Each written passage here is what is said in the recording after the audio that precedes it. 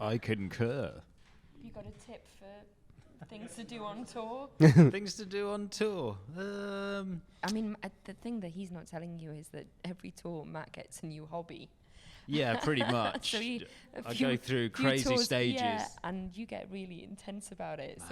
So there was the guitar playing tour. That was a lot. That was good. I got all right on that guitar on that tour. Yeah, I'm glad not amazing, but it's and then there was the origami tour. Origami tour. That was a good one. The workout tour. The keep fit tour. Even after hours of smashing the drums, you were doing all kinds of planks and shit in the bus. Yeah, it got to the point where I actually injured myself and thought, do I choose between getting real hench, like buff AF, or drumming? So I guess drumming won. Good. Because, look at that.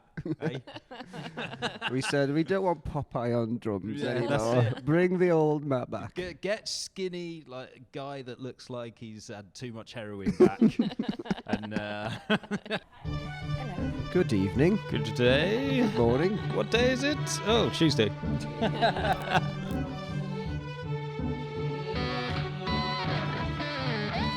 Pushing the shame off my back, telling me so, walk tall and don't lose track.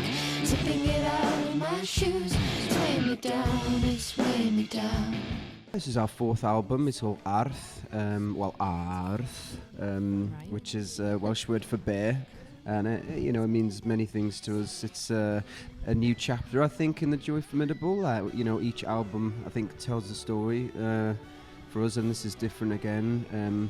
The way it was done, what it sings about. It speaks of this renewed energy for us for various reasons, personally, and I think some things running into the music industry. We got a bit tired, in a sense, with the last record by the end of it, but...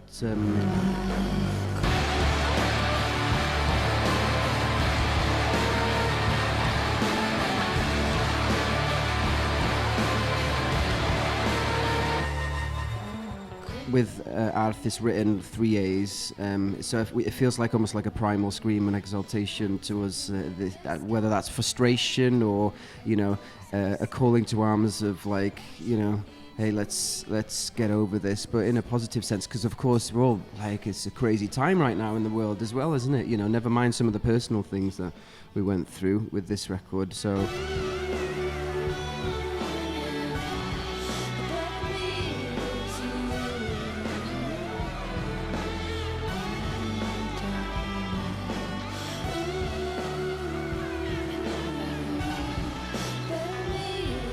Kind of discovered ourselves again. We wrote it mainly in Utah, where Ritchie is based, and being surrounded by the beautiful nature there and these mystical landscapes. I think that fed into kind of getting lost, but then finding yourself again, And we had a writer's block for a second. Well, you did, didn't you? But after that, I think it was a very fruitful period, you know.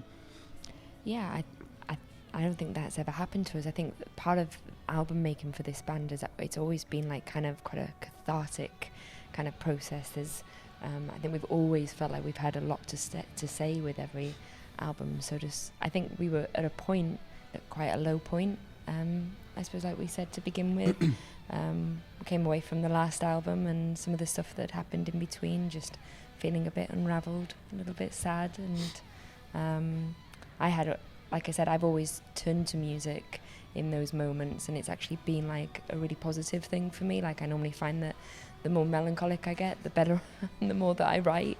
And this time it was almost like gone past the point where I just didn't want to write anymore. I just kind of wasn't that interested in a way. And I think there was something, like I said, quite frightening about that, because your identity,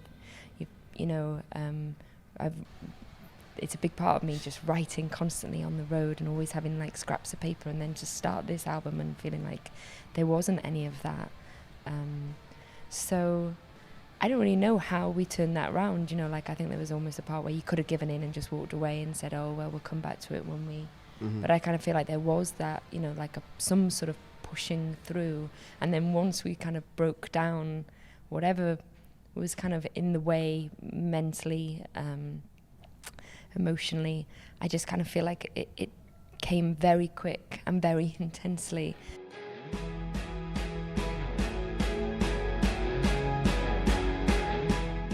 I think we're just coming up to 10, aren't we? Yeah, almost a decade, as you say. Wow. Yeah, it's crazy, That is you know. insane, yeah. These attitudes. No, I think we have been extraordinarily lucky to have been thrown together how we were, and then suddenly just we're stuck in a van, driving across Scotland in the snow for months. You know. It wasn't months, it was like 2 Shh, days. I'm building the story up. It felt a bit I'm like making the months. story better. Jeez. I always think it's a real privilege to be able to tour and do music full time and wake up in a different place. And we met some really lovely people, you know, through touring. Yeah. And some terrible people. And yeah. Yeah. Hi. But you know, so I don't like to complain. Yeah, there's things that kind of like anything kind of can get a little bit tiring or frustrating. But I mean, it's still I wouldn't change anything. It's a wonderful life, really. Helo, Simai, Rydyn Simai efo'r Joy Formidable a dialiad bach hyll. Peidiwch chi ameiddio troi y sianel, okay?